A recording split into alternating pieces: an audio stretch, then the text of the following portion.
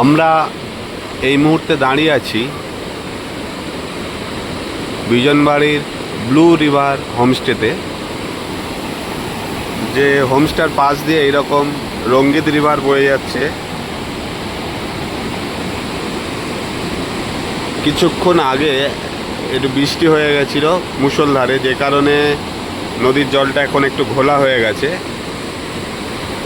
এই নদীতে একটু আগে স্নান করেছিলাম বৃষ্টির আগে, তখন জল পুরো একদম ক্লিন ছিল।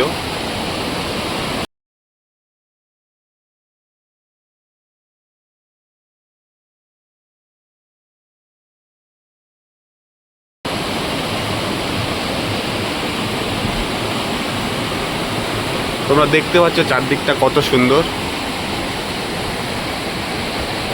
এটা হোমস্টে, আর ঠিক তার পাশেই এরকমভাবে নদী বয়ে যাচ্ছে।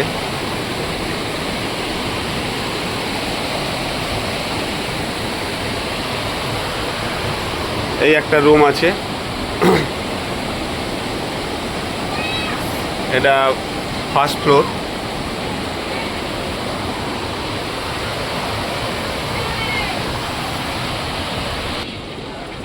এই উপরের বাড়িটা যেটা দেখাচ্ছিলাম, ঠিক তার নিচেই একটা ঘর। এই রুমটায় এখন আমি আছি।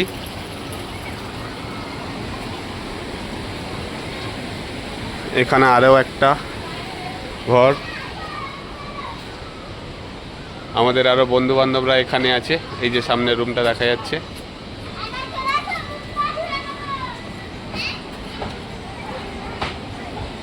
এটা রান্নাঘর আছে, রান্নাঘরে আসছি। তার আগে এখানকার মূল আকর্ষণ যেটা, বিশাল বড় একটা সুইমিং পুল।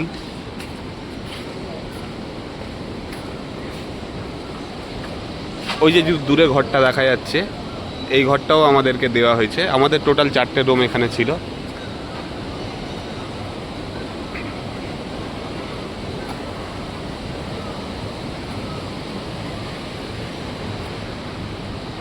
বিজনবাড়ির এই জায়গাটা যে প্রচণ্ড রকম ঠান্ডা আছে তা নয়, তাই জন্য এখানে দিনের বেলায় খুব ভালো করে স্নান করা যাবে এই যে সুইমিং পুলটাতে।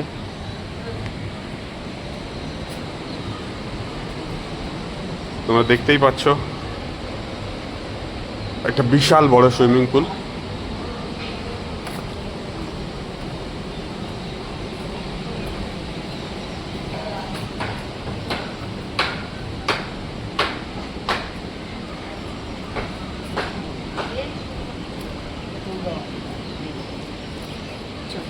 এই একটা আমাদের রুম।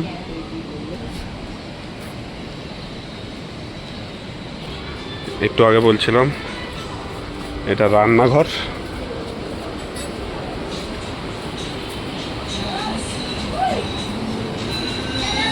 মুখ ধোয়ার জায়গা, আর এটা ডাইনিং।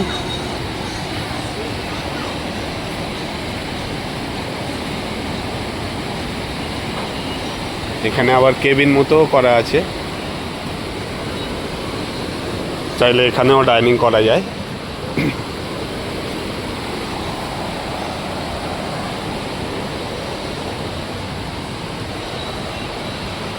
Blue river homestay.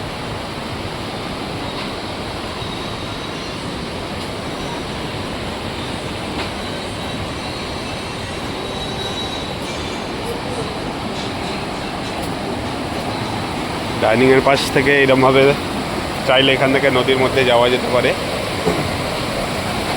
আর এত সুন্দর করে এখানে ব্যালকনি টাইপের করা আছে।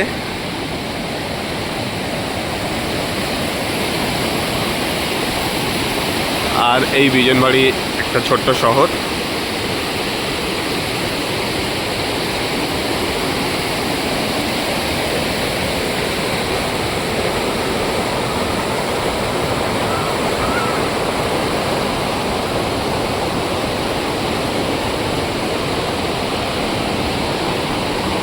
এখানকার ভাড়া মোটামুটি মাথা পিছু পার হেড, খাওয়া দাওয়া নিয়ে থাকা নিয়ে 1400 থেকে 1600-র মধ্যে পড়ে।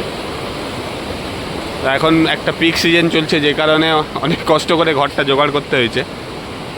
এক পরিচিত ড্রাইভার দাদা ছিল, সেই করে দিয়েছে, তার পরিচয় ছিল এখানে।